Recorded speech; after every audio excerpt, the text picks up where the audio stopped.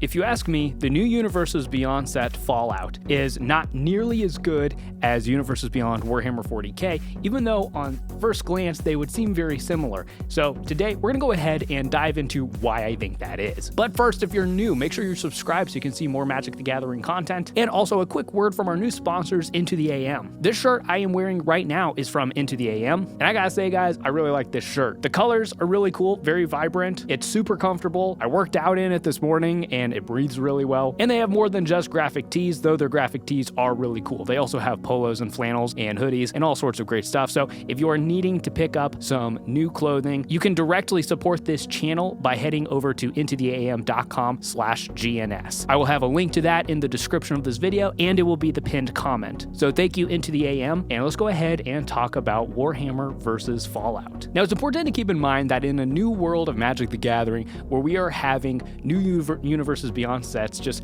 coming at us lightning fast, some are just going to work better than others. That's going to be the mechanics, the power level, the balance between the different commander decks. I'm not really going to be talking about that though, because to a decent level, that's all relative. Like if you like the Fallout cards better, or you think the Fallout cards are stronger, whether just in a vacuum or because you have certain decks that you're like, oh, this goes in this deck that I have, so it makes that deck better. And that may not be true with Warhammer, that's fair enough. So I'm not really talking about that. I'm mostly talking about flavor and execution. So this might seem surprising to some people because on the surface, they actually look pretty similar. It's this dystopian, kind of futuristic world where there's this high-tech technology, even to the part where you got like these big muscular dudes in these big armors with these ridiculous weapons, and they even both have monsters. So on the surface, they look pretty similar. So why is it that I think Warhammer was so much better than Fallout? And for me, it all comes down to it's not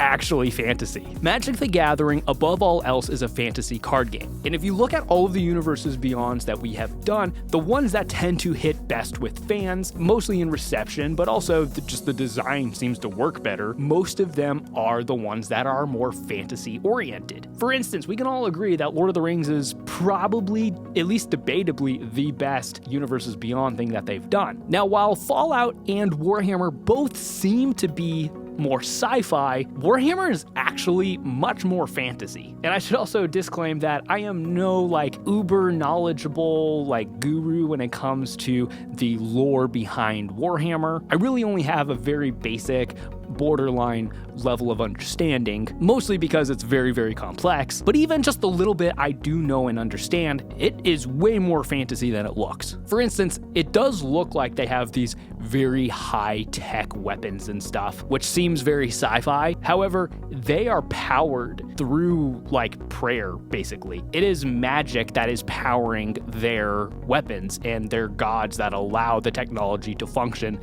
the way that it does. In Fallout, it's just a bunch of doohickeys, and it's actual like physical technology. It's not magic. And like I said, both Fallout and Warhammer do both have like monsters and stuff, but the Tyranids and stuff in Warhammer are a lot more akin to what you would see in fantasy than you would in sci-fi. Whereas in Fallout, the monsters are more of just straight up sci-fi, like mutation and stuff like that from the nuclear radiation. And then in Warhammer, we have the Necrons, which yes, are mechanical, but they are the undead. They are spirits. And that is something that you see all the time in fantasy. Necron comes from the word necromancer, which is a fantasy thing. And this is all just like very like top of the iceberg stuff that we're talking about here. This isn't even getting into like the deeper like philosophical things that we go into, what separates like a fantasy story from a sci-fi story. And this is all also to the extent that